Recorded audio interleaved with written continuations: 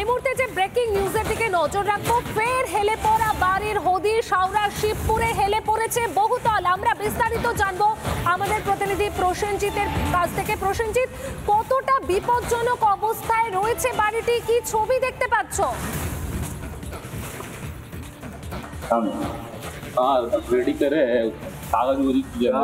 একেবারে পায়েল, তোমাকে আমি বলে রাখবো যে আমি যে জায়গাটা দাঁড়িয়ে রয়েছি হাওড়ার শিবপুর 34 নম্বর ওয়ার্ড এবং শিবপুর থানার একেবারে সামনে।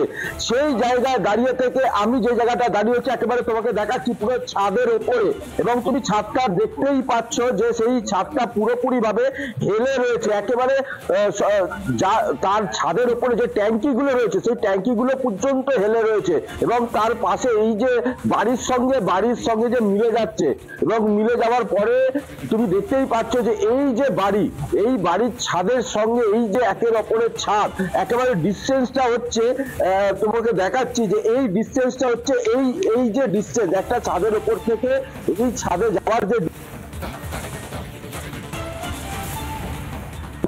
কারণ যে দীর্ঘ 2008 সালে এই বাড়িটি তৈরি হয়েছিল, এবং তৈরি হওয়ার পরে থেকেই সেখানে সাধারণ যারা বসবাস করে তারা আতঙ্কিত। কারণ যেটা জানা যাচ্ছে যে আতঙ্কিত হওয়ার কারণে যে এলাকার মানুষরা তারা চাইছেন যে এই যে জায়গায় আপনারা কত বছর ধরে এখানে বাস করছেন?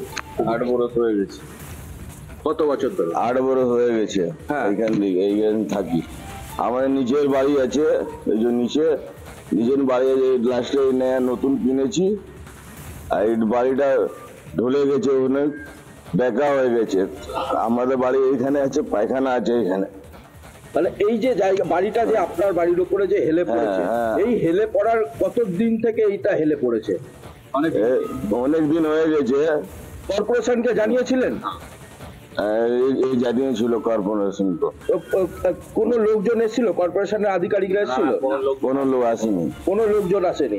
কর্পোরেশন বলছে যে এই সকল বাড়িগুলো যদি হেলে পড়ে, সেখানে এই হেলে পড়া বাড়িগুলোকে মেরামত করতে হবে, নইলে যে প্রমোটার বানিয়েছিল সেই প্রমোটারকে নোটিশ করতে হবে, এরকমটা কর্পোরেশন থেকে সাফাই দিচ্ছে। আদৌ কি কোনো লোকজন এসেছিল হাওড়া কর্পোরেশনের? না, আসেনি, কেউ আসেনি। কেউ আসেনি? আমি আরেকজনের কাছে যাবো। দাদা, কেউ এসেছিল? না, কেউ আসেনি এখনো পর্যন্ত কেউ আসেনি। কেন আসেনি? কেন? আমরা কি করে? বেআইনি ভাবে বাড়িটি তৈরির অভিযোগ করা হচ্ছে, প্রমোটার ও পুরসভাকে জানানো হয়েছে, সেখানকার বহুতলের বাসিন্দারা বলছে, কিন্তু তারপরেও কেউ আসেনি আপাতত। ধন্যবাদ প্রসেনজিৎ তোমাকে। নানা ধরনের কন্টেন্ট দেখার জন্য লাইক করুন, শেয়ার করুন আমাদের ফেসবুক পেজ, সাবস্ক্রাইব করুন আমাদের ইউটিউব চ্যানেল। পাশাপাশি অন্যান্য ব্রেকিং নিউজের জন্য অবশ্যই চোখ রাখুন রিপাবলিক বাংলায়।